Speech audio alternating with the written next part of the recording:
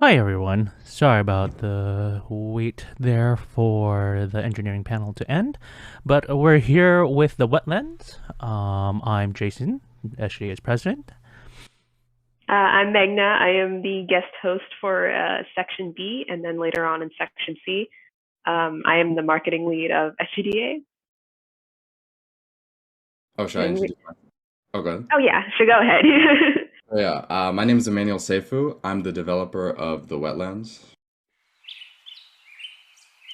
Uh, I'm also, college freshman. Oh, nice. Yeah. And where do you go to school? University of Maryland, College Park. Got it. And Actually, I guess like, Wisconsin, technically. I should clarify. oh, sorry. What do you think? I was a freshman, but now I'm like a college sophomore. Uh, yeah, gotcha. Okay, so I guess we can start off with talking a little bit more about your game. So, how did this game get started? So that's a good question. This game was made 2 years ago. This was when I wanted to get to know better the engine I made this in rather, which was the Unity game engine. Uh, and I was thinking to myself, what kind of game would I want to make the most, right? In terms of ideas that I had. And the main thing I thought of was like making some sort of interactive educational game, right?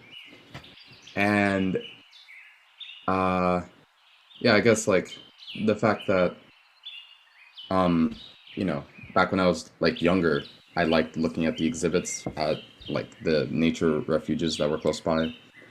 It's sort of like there's sort of that connection, so I decided to make a game similar to, what I sort of experienced there. Oh, cool. So the 2 years ago, that means you were a high schooler when this was made, right? Yeah, I think I was in 11th grade. Yeah, I'm pretty sure. 11th or Oh 12th. yeah, no problem. But that's really cool. And then since it was 2 years ago, do you remember how long you worked on it, or? It was a few months. Um, it was kind of in parts, right? Where I started with like making the um doing the sort of prototype for the whole like taking a picture, displaying information. And then I did, I sort of worked on like art for it, right? Models and stuff, as well as the small like bird animations. And then it was the phase of when I was or sorry, before that, I was actually making content for the educational part, right? Getting sound assets for the like, examples. Um, and then yeah, I made the models, did some polishing, and I started getting really sick of making it, so just sort of released Oh it. God, yeah, I guess it's like that fatigue after a little bit. Definitely, yeah. Yeah, and then I guess what was the kind of the most difficult part of the development in terms of like, obviously since you have to do the research for all the birds as well as like building the entire game. That's a good question. I would say the hardest part. Yeah, there was okay. Honestly, you're all right. The research part did take a while Mhm. because that was really tedious. Oh, Because especially like just compiling, organizing everything, and getting the sounds as well. Like I don't know if you know if you when you get to the part where you take pictures of birds, yes, yeah. there's I gonna think be Jason might be having some issues, but yeah, oh yeah, yeah, I Jason, did do just it. follow the path. Yeah, that's the dirt path. There you go. Um, So basically, yeah, when you click on a bird and you get to the menu where you're able to click on the speaker button, it'll say the sound of that the bird makes, right? Typically, like I think it's just general chirping. And I had to get permission from like this library. I don't know it's like a Stanford ornithology library. They're basically the people that have the most sounds that you can Oh, use. So, you know, yeah, I had to like email them about that, but I mean that part was quick. It's just I don't know. I recall the getting all the information just being like really time consuming, but I think it was worth it. Yeah, I definitely agree because like playing through it and being able to take pictures of all the birds and kind of just reading through all the info was definitely like the highlight of the game for me as well as the how scenic the entire game is too. Mm. So I guess in terms of like the genre of the game, do you really like these kind of more exploration games? And then like what do you find interesting about it? That's actually a good question. So definitely, I wanted exploration to be. I guess that is definitely the focal point of the game. Though the game is a little small in terms of maybe what a more developed exploration game would be.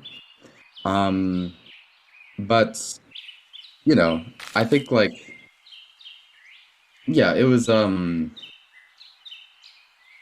I don't know. I guess I wanted to make it more seem kind of natural. I kind of failed at it because it looks a bit set up, but you know, yeah, as I said, I feel like that was definitely one of like the main points. Got it. Yeah, and I think it actually looks like really well done in terms of like how the path feels. Like I guess when I was playing it, I did feel like even though it is like a one player path, it did feel like scenic enough that you could possibly go to other places and stuff. So I thought that was really well done.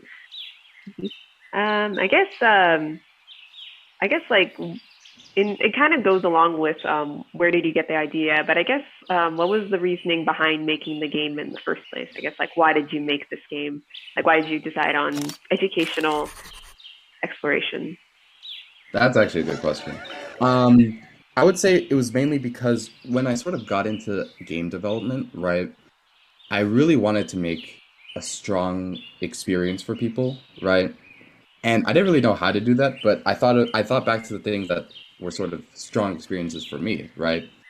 And as said, when I went to that nature refuge, they had a really like cool exhibit there. That was like sort of you had buttons you could push, which would show you, you know, these like cool dioramas, right? Yeah. Um, and you would you would kind of explore since it was like a long twisting hallway, right? And you kind of see all these different things. And I was thinking, it's a starting point, right, for making a sort of memorable experience. Um, so I would say that was like, well, that was the origin, right? It was just all about making an experience that was like, useful, right?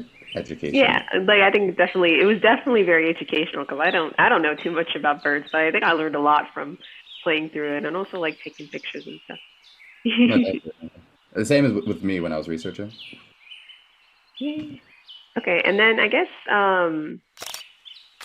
I think how in terms of like the game over time, did you is like the final product very similar to what you had in mind at the beginning, or did it change over the course of the months that you worked on it?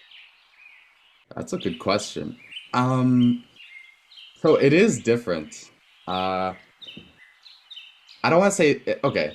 It is a bit worse maybe than what I was initially imagining because I was being a bit ambitious with what I wanted, which was I wanted like really stunning like visuals that also were simple. Like I wanted a voxel art game that had really nice looking nature and stuff. And so when I tried to do that, I realized how laggy the game was because you Oh, can't have, you know, super you can't have assets with too many polygons in it. So super detailed like 3D models is not something that is going to be ideal for especially this type of game.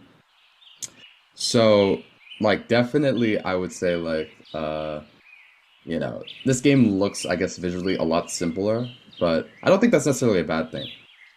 yeah, Uh I agree. Like, I think it looks really well done since you kind of have like this low poly like art style to it throughout the entire thing. I think that was like really successful. I appreciate that. Yeah. And Um, I Sorry, just to interrupt. I'm gonna let the stream know that this is also running on WebGL, so this is not completely representative if it was run on like a local sort of build. So just letting everyone know, that's kind of what it currently is at. Gotcha. And yeah, and also as a note to the chat, this is all linked on our website to be able to play the Wetlands on our itch.io page as well if you want to actually fully experience the game. Yeah, I think we might. I guess Jason, how are we doing on time? We're doing okay. But yeah, I think we're getting close to around typically. In this case, would you have any advice, I think, for any individuals who might be working on a similar type of game? In terms of just like getting rights or trying to ask for permission in regards to sort of sounds that you don't necessarily own, or just anything in general. Yeah, so I could definitely speak on the first part, which is that in regards to general advice for making games, like, that encompass a lot of concepts like maybe art, sounds, music, gameplay. I would say, like, especially when you're starting out, everybody has their dream game that they wanted to make, right? And if you want to make that while not getting discouraged because of maybe how tasking that might be, uh, you know, making a project that sort of represents that dream game, but is also small in scope and contains sort of the pieces that would be in that final product is probably going to be the best way to not only have a project that teaches you a lot, but also is manageable to make and would keep you motivated, right? Because it represents sort of a piece of the final product. And in terms of getting rights for stuff, I would say like I kind of stuck to a lot of royalty-free things um, with this project, but obviously, I said the bird sounds in which you click are taken with permission. So I would say like, probably for the sake of being, staying legal, try to like keep all your assets that you did not ask permission for as, royalty free, because there's a lot of royalty free stuff out there. Yeah, that's really all the advice I have. No worries. Anyone you want to shout out? Anything you want to shout out? Oh, I didn't. No. Yeah, no worries. Yeah, awesome. Thank you so much. Thank you Cool. so much. Yeah, thank you guys. Presenting for us today. I think the next game that we have up will be. I believe it's Super Tank Fight will be the next one up. Yeah, so we will see y'all later. Okay. Bye. Bye. Thank you.